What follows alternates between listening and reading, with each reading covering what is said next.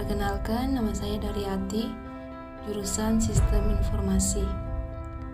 Baiklah, di sini saya akan menjelaskan materi pengantar manajemen bab 13, yaitu Sistem Informasi dalam Pengendalian.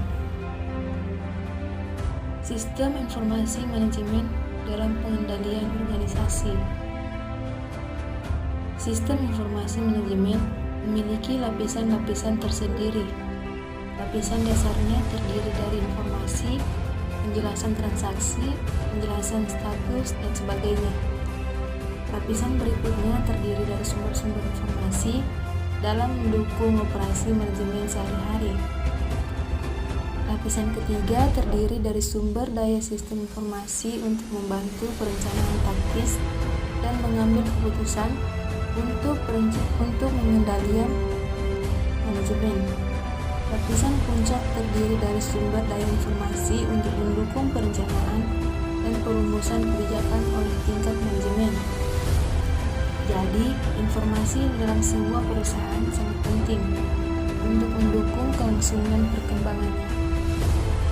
Apabila perusahaan kurang mendapatkan informasi, maka perusahaan tersebut tidak mampu mengontrol sumber daya, dan akhirnya akan mengalami kekalahan dalam bersaing.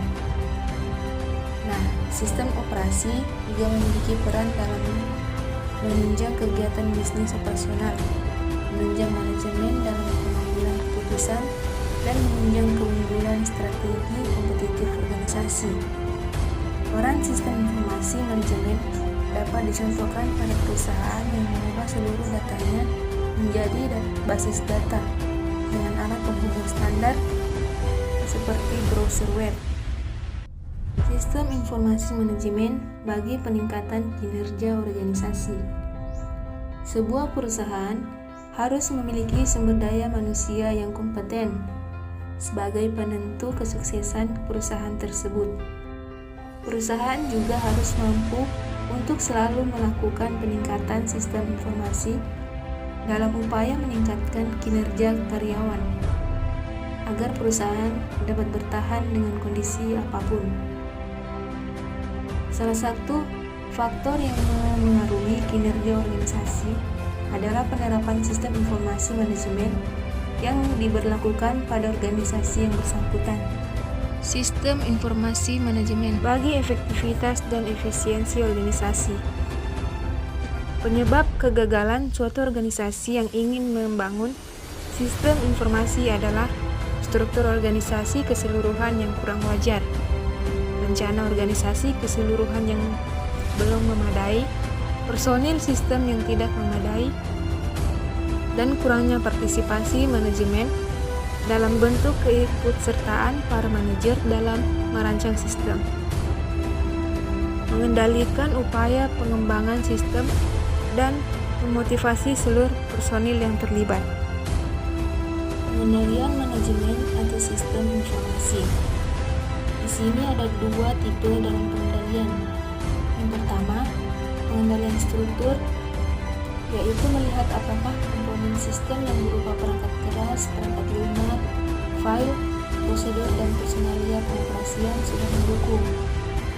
Dan yang kedua, pengendalian fungsi pengolahan, yaitu meninjau apakah fungsi pengolahan yang meliputi pengolahan transaksi, memelihara file historis, menghasilkan laporan dan keluaran lain, dan interaksi dengan pemakai. Nah, dengan melaksanakan pengendalian tersebut, maka dapat mendukung sistem pengendalian manajemen yang menghasilkan informasi yang mempunyai karakteristik. Karakteristik yang pertama adalah menjamin lancarnya arus aliran formal sehingga informasi akan sampai tepat waktu pada pemakai informasi. Yang kedua, menghasilkan informasi yang relevan dalam tujuan penggunaannya. Yang ketiga, tidak mengandung noise dan entropi serta gangguan informasi lain. Dan yang keempat, menghasilkan pengendalian sistem informasi. Pentingnya pengendalian sistem informasi. Sistem informasi manajemen merupakan sistem informasi yang menghasilkan hasil keluaran atau output dengan menggunakan masukan atau input dan berbagai proses yang diperlukan untuk memenuhi tujuan tertentu dalam suatu kegiatan manajemen. Tujuan umum sistem informasi manajemen adalah menyediakan informasi yang dipergunakan dalam perhitungan harga pokok jasa, produk, dan tujuan lain yang diinginkan manajemen, dan menyediakan informasi untuk pengambilan keputusan. Ada beberapa unsur pengendalian, diantaranya adalah: yang pertama, suatu standar yang memperincikan prestasi yang diharap. Hal ini bisa berupa anggaran prosedur pengoperasian atau suatu algoritma keputusan.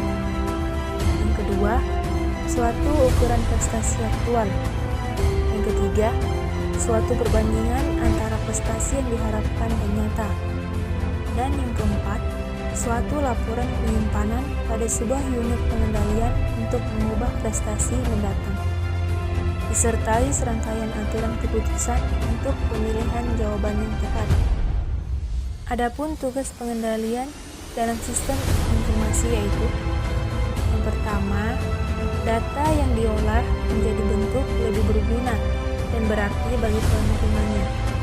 Yang kedua, suatu yang nyata atau setengah nyata yang dapat mengurangi derajat ketidakpastian tentang suatu keadaan atau kejadian.